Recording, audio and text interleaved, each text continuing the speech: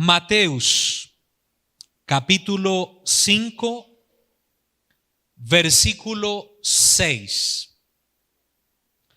Repito, Mateus, capítulo 5, versículo 6. Bem-aventurados os que têm fome e sede de justiça, porque eles serão fartos.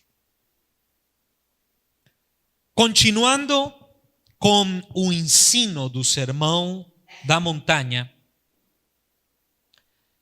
creio que seria bom sermos lembrados de que o Sermão da Montanha não visa ser um mapa a seguir, e sim um espelho para nos enxergar.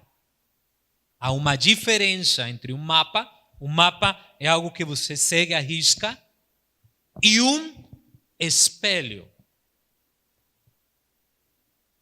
Não trata-se de um ensino sobre como chegarmos ao céu. Já falamos, não visa cumprir regras, e sim fala das características de um cidadão do céu, de um cidadão do reino. E o reino já está entre nós. Então nós já somos caracterizados por um estilo de vida. Pergunto, quantos se olharam hoje no espelho? As mulheres, sem dúvida, 5 ou mais vezes. E os homens vaidosos? Quantas vezes se enxergaram hoje no espelho?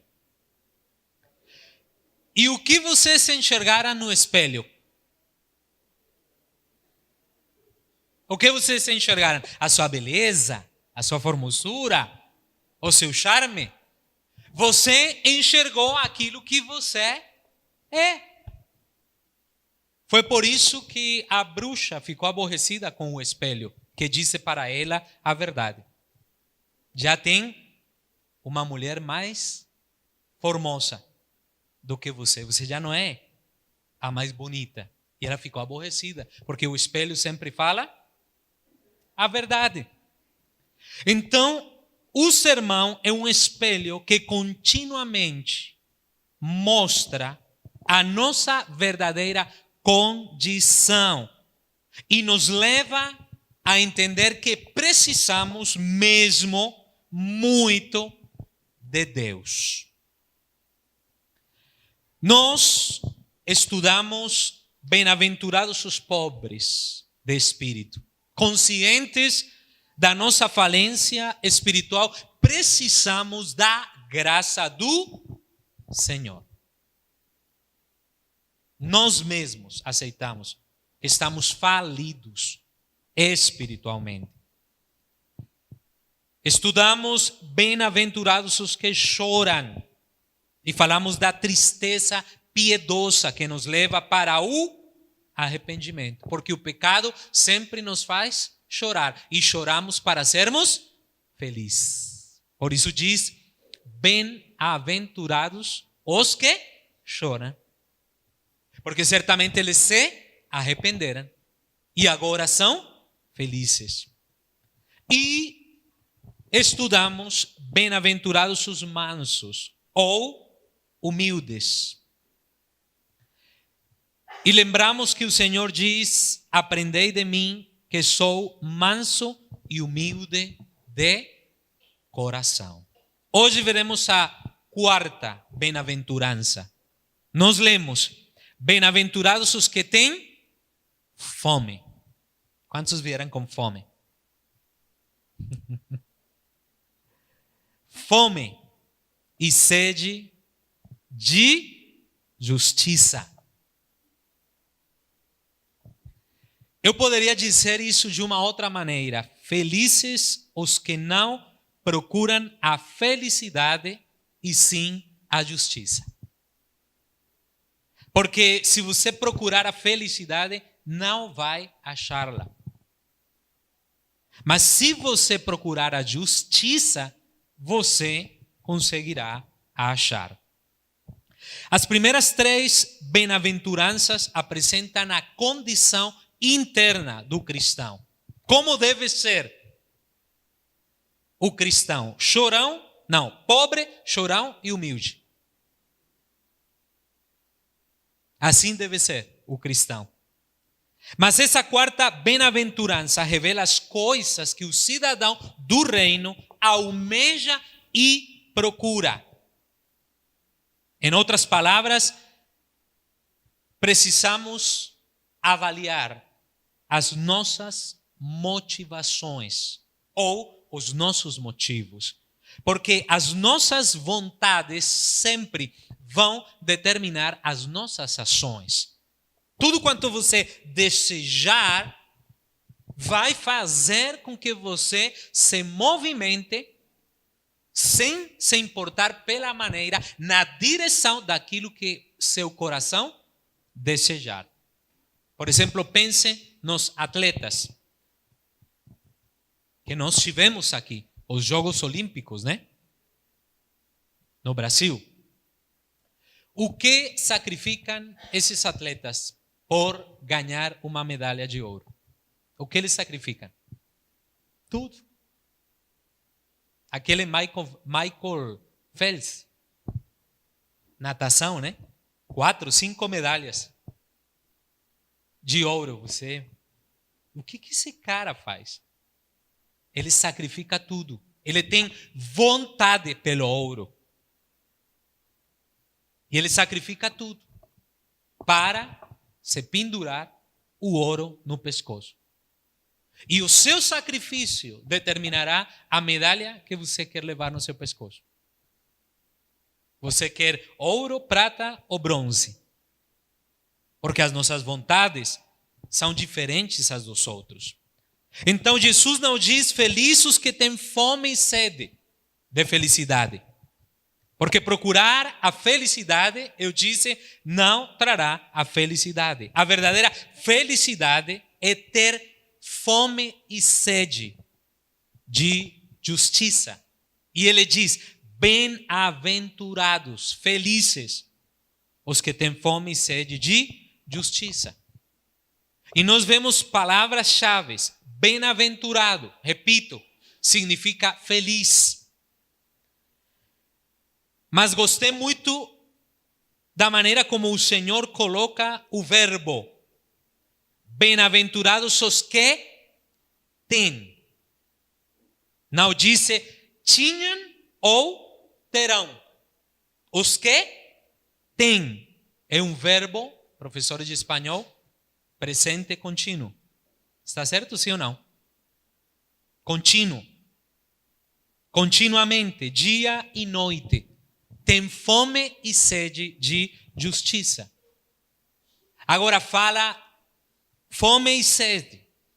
Necessidades essenciais para se manter vivo. Eu e a Paty ficamos sem visto numa visita que fizemos na Venezuela. Era um voo em trânsito e nós não tínhamos visto para sair do aeroporto. Ficamos horas dentro do aeroporto, não nos deixaram sair. E nós tínhamos cartão. Mas nenhuma loja aceitava cartão. Nós não tínhamos comida e não tínhamos bebida. E nós estávamos morrendo literalmente. Foi uma viagem de 24 horas de voo. E eu me lembro que aquele dia eu me senti miserável pela primeira vez. Eu falei, Paty, não temos o que comer e o que beber. Daí a gente juntou umas moedinhas que tinha. Você se lembra? E fomos comprar uma água. E era a menor de todas. Não dava para uma de 600. E nós assim, tomando aos poucos, até conseguir sair daquele aeroporto.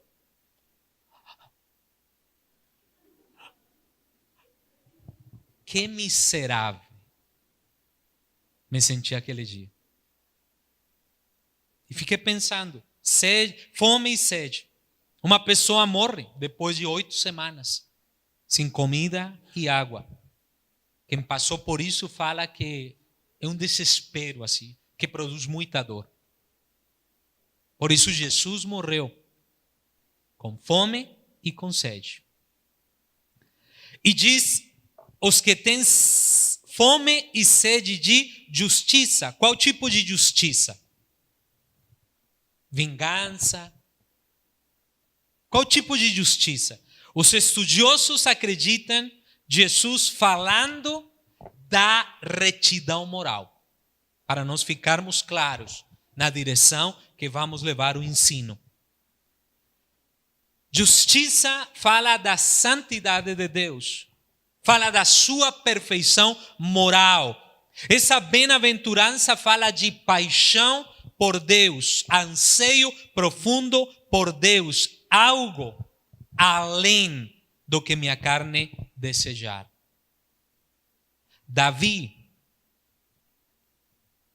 em seus salmos, por exemplo, o Salmo 63:1 diz: ó Deus, tu és o meu Deus, de madrugada te buscarei, a minha alma tem sede de ti, a minha carne te deseja muito em uma terra seca e cansada, onde não há água. Veja a oração que o salmista faz.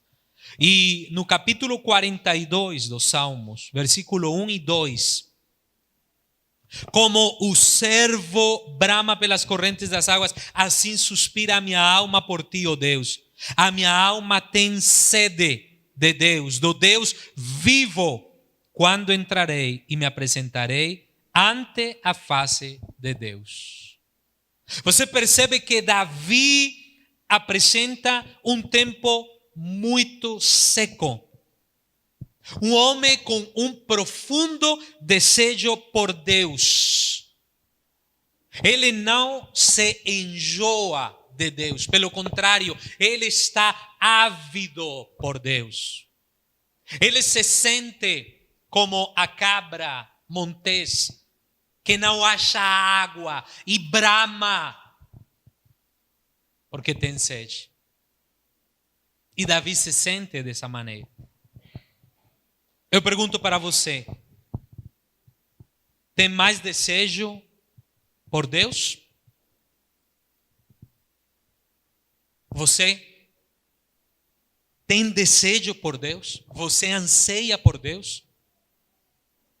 Como quando você quer beber água num dia com muito sol e a sua garganta está seca. Você já teve esse mesmo anseio por Deus? Quantos já se cansaram de procurar Deus? Que talvez não leem mais a palavra, não oram mais, e talvez só procuram Deus no momento das dificuldades e se tornam apenas interesseiros da graça de Deus. Eu pergunto, como está seu apetite por Deus? Se hoje você precisasse fazer uma avaliação, como está a sua fome e sede por Deus? Aliás, quantas vezes você come por dia? Quantas vezes você come por semana? No dia, geralmente, quantas refeições você faz? 3? Será mentira? 3? 4? 5? Né? E ainda ceia. Né? Você já teve fome de Deus da mesma maneira? Que sentiu não se saciar com 3, com 4, com 5 refeições? Como está seu apetite? Lembremos o que diz o Senhor à igreja de Éfeso, em Apocalipse. Sofreste, ele reconhece, sofreste, igreja, e tens paciência, e trabalhaste pelo meu nome, e não te cansaste. Tenho, porém, contra ti que deixaste o teu primeiro amor. Deixaste o teu primeiro amor. Nós temos 4 filhos e somos testemunhas que crianças, quando perdem o apetite, precisam de um suplemento na sua dieta para melhorar. Eu me lembro que o mais velho, Samuel, o peso dele sempre foi abaixo. E a gente sofria quando que Samuel vai crescer. Hoje ele está fazendo o regime. A mãe deu muito suplemento para ele. E às vezes nós precisamos suplementos. Se você perdeu a fome de Deus, vai precisar suplementos na sua dieta espiritual. Porque alimentar os desejos da carne tira o apetite por Deus. E você vai precisar jejuar as obras da sua carne para se alimentar de Deus, para ter mais apetite por Deus. Paulo fala em Gálatas 5, 19 e 21, porque as obras da carne são manifestas, as quais são prostituição, impureza, lascívia, idolatria, feitiçarias, inimizades, pórfias, emulações, iras, pelejas, dissensões, heresias, invejas, homicídios, bebedices, glutonarias e coisas semelhantes a estas, acerca das quais vos declaro, como já antes vos disse, que os que cometem tais coisas não herdarão o reino de Deus. Então devemos evitar tudo que nos tira o apetite espiritual. E como eu disse, somos pais de 4 filhos. E o doce tira o apetite das crianças. O doce não faz muito bem. Só deixa elas mais agitadas. Mas tira o apetite. E por isso, às vezes, eles não querem comer coisa saudável. Eu amei assim a filha do Claudinei e da Loni, porque você serve um prato para ela e a primeira coisa que ela come são os vegetais. Ela pode largar qualquer outra coisa. Isso não é típico de uma criança. Mas ela aprendeu a natureza, o que ela tem vivenciado. E são muitas as coisas que tiram o nosso apetite espiritual. E não estou falando das coisas proibidas, porque às vezes a gente confunde e começa a se perguntar, não será que a religião proíbe muita coisa? Eu não estou falando de proibições. Eu estou falando das coisas que não convêm ou que não são boas para nós. Paulo, em sua primeira carta aos Coríntios, no capítulo 10, versículo 23, diz: todas as coisas me são lícitas. Não está falando de nada proibido, mas nem todas as coisas convêm. Todas as coisas me são lícitas, mas nem todas as coisas edificam. São muitas as coisas que talvez não são condenáveis, que não estão proibidas. Não, você está proibido. Eu me lembro no meu tempo, quando me converti, era proibido ter TV na casa. Se conhecia como a caixa do diabo.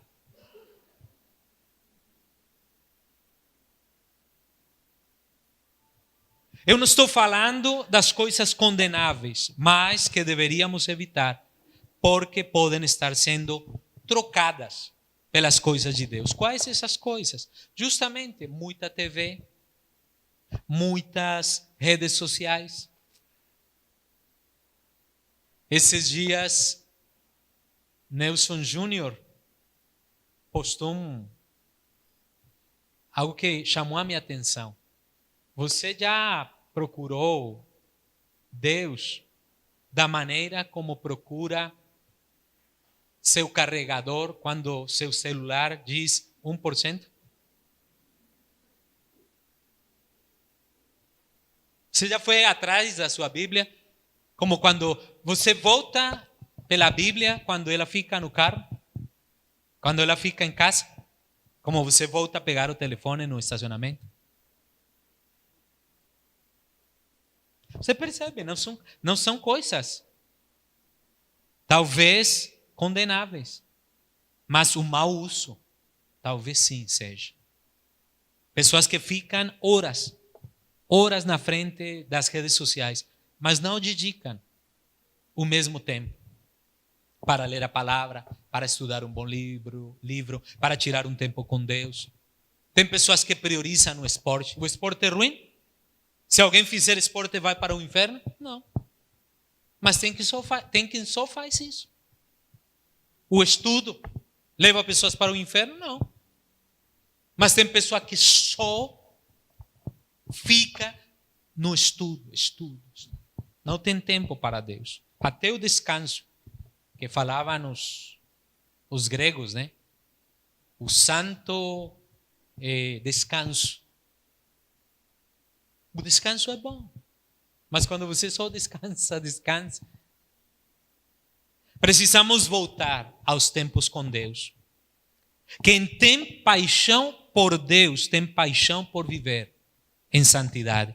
Quem tem fome e sede de justiça, tem vontade pela santidade, pela pureza, pela retidão, pela integridade do coração. Quem tem fome de justiça, ou fome e sede de justiça, deseja cada dia ser mais como seu Senhor, mais como Jesus. Alguém que tem fome e sede de justiça não fica paquerando com o pecado. Porque paquerar com o pecado nos afasta de Deus. Quem tem fome e sede de justiça não fica assistindo TV nos horários com programas para adultos. Se cuida de filmes que tenham conteúdo com erotismo. E lembremos que Jesus disse: se o olho direito o levar a pecar, o que diz? Arranque-o e jogue-o fora. É melhor perder uma parte do corpo que ser todo ele lançado no inferno. Mas você não precisa tirar o olho. Literalmente. Creio que não deve ser assim. Mas simplesmente você não deixa ele olhar o que não está certo. Alguém que tem fome e sede de justiça, deixa de fazer coisas ruins para fazer as coisas certas. Parece que aumenta-se na pessoa a vontade de viver e agradar a Deus. E a pessoa faz mudanças para viver em concordância com aquilo que Deus exige. Alguém que tem fome e sede de justiça tem uma vontade profunda pela santidade do coração. Não se conforma apenas com a justiça externa. Porque às vezes não falta quem diz: mas eu não bebo, eu não fumo, eu não falo palavrão, eu frequento a igreja, às vezes oro, às vezes estudo a Bíblia. Precisamos ser lembrados que os fariseus seguiam à risca tudo o que a lei mandava. E olha o que Jesus diz em Mateus 5:20. Porque vos digo que se a vossa justiça não exceder a dos escribas e fariseus, de modo nenhum entrareis no reino dos céus. E olha que eles cumpriam tudo. Mas não é suficiente com guardar apenas a justiça externa. Porque tem quem se justifica sempre. Mas eu sou bom, eu não faço mal a ninguém, eu não bato na minha mãe, né? Eu não fumo, eu não bebo. E eles ficam felizes. Os fariseus eram felizes, guardando normas. Mas olha o que Davi diz no Salmo 51, no versículo 6. Eis que amas a verdade no íntimo e no oculto me fazes conhecer a sabedoria. Que interessante. Amas a verdade no íntimo. Você pode ler em casa o Salmo 139, que fala que somos sondados e que Deus conhece a nossa mente e ainda antes de nós pensar em alguma coisa, já Deus sabe o que chegaria na nossa cabeça. E antes mesmo de falar, já Ele conhece tudo que sairá da nossa boca. E o versículo 10.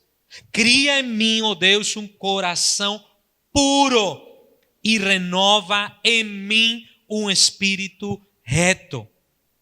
A santidade que Davi está falando atinge o mais profundo da alma. Porque a santidade que Deus enxerga não é aquela que nós mostramos para os outros. Não é aquilo que nós tentamos deixar de fazer para não nos expor demais. A santidade que Deus enxerga é a vida secreta dos homens. E não adianta ter máscaras com Deus. Nós falamos aqui num seminário de integridade.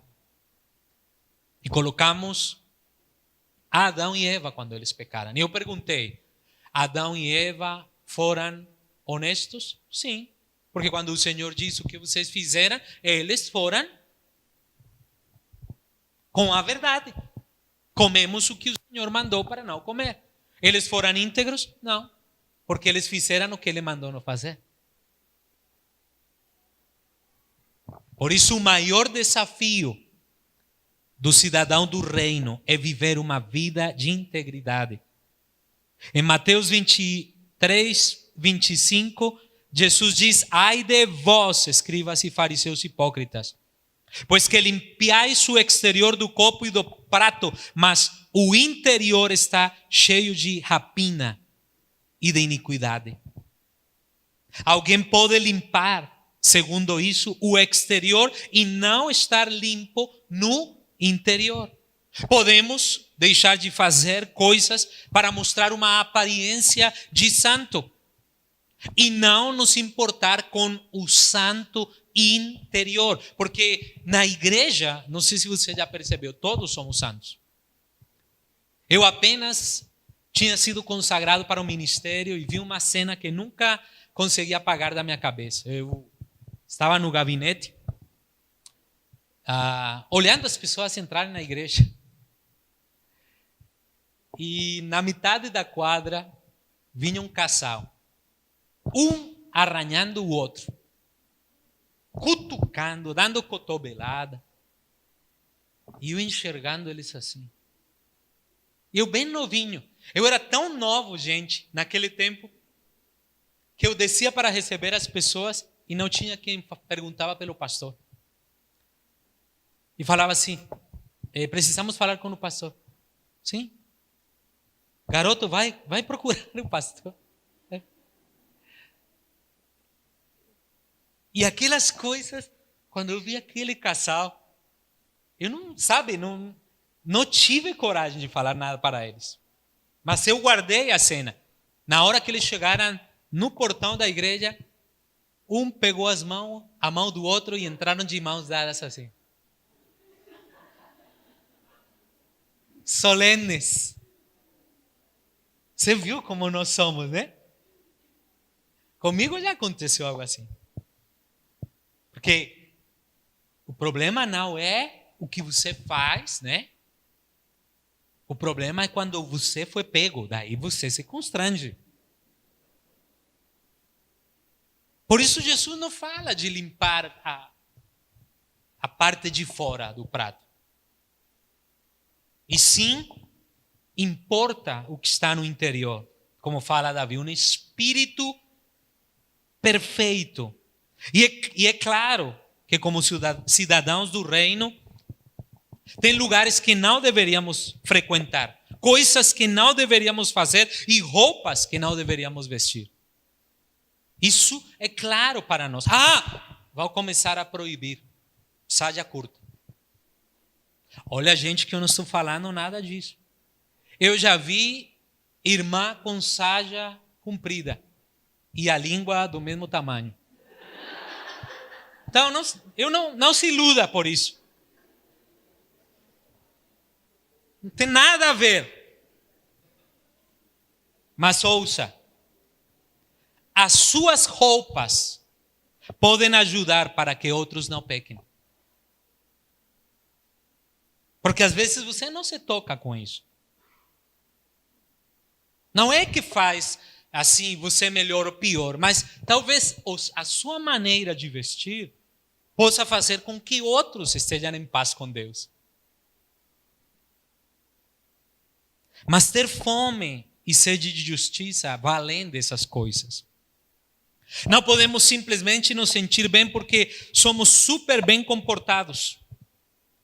Ter fome e sede de justiça é muito mais que isso. Por isso no versículo 26 de Mateus 23, que já li, diz: fariseu cego, limpa primeiro o interior do copo e do prato, para que também o exterior fique limpo. Alguém pode me dizer, Frank, que você está enganado. Mesmo que pareça do mundão, no interior, eu estou em paz com Deus. Já pessoas me falaram assim, é só minha aparência, mas eu estou em paz com Deus. E Deus conhece meu coração e ninguém pode me julgar. Você não vai me julgar. Eu fiquei lá, no quarteirão, o pessoal estava ali bebendo, mas eu me guardei. Eu só estava acompanhando eles. Daí a pessoa acha que alguém pode punir ela. Mas não se trata de punição. Não é dizer estou certo ou enganado. Como está o seu interior? Quem limpa primeiro o interior tem uma outra postura exterior. A santidade não tem a ver só com maquiagem e roupas, não. É o reflexo de algo que está dentro de você. Não podemos nos enganar achando que estamos bem vivendo como no mundo. Porque ainda tem pessoas que vêm para a igreja e continuam a fazer coisas erradas, a pecar, a mentir, a não pagar, a ser desonesto ou hipócrita. Porque somos seres humanos. E não é o que fazemos, e sim o que somos depois da queda. Então temos fome e sede de justiça quando temos mais vontade de sermos como Jesus. E Paulo diz em Gálatas 5:22, mas o fruto do Espírito é amor, gozo, paz, longanimidade, benignidade, bondade, fé, mansidão, temperança. Em conclusão, essa bem-aventurança ensina que a felicidade verdadeira depende da justiça. Você só será feliz quando estiver à procura da santidade interior e da piedade. E a felicidade tem esse preço: fome e sede de justiça. Na Colômbia, meu país, nós temos o costume de pedir sempre desconto. É incrível. Quando nós fomos em Israel, passamos pelo comércio, e alguém saiu de uma loja e perguntava de onde, Era a pessoa daí, colombiano. E ele falou assim, desconto, te dou desconto.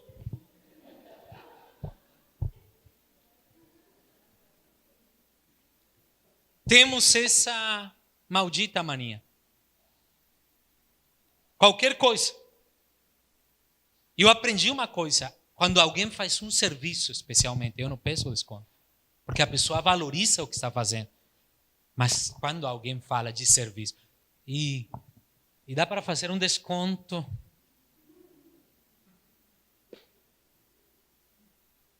Não pensa desconto do serviço. Talvez no Brasil seja diferente. E às vezes agimos igual com Deus. Queremos a felicidade, mas não queremos pagar o preço. Queremos um desconto. Mas quantos sabiam que Deus não é colombiano?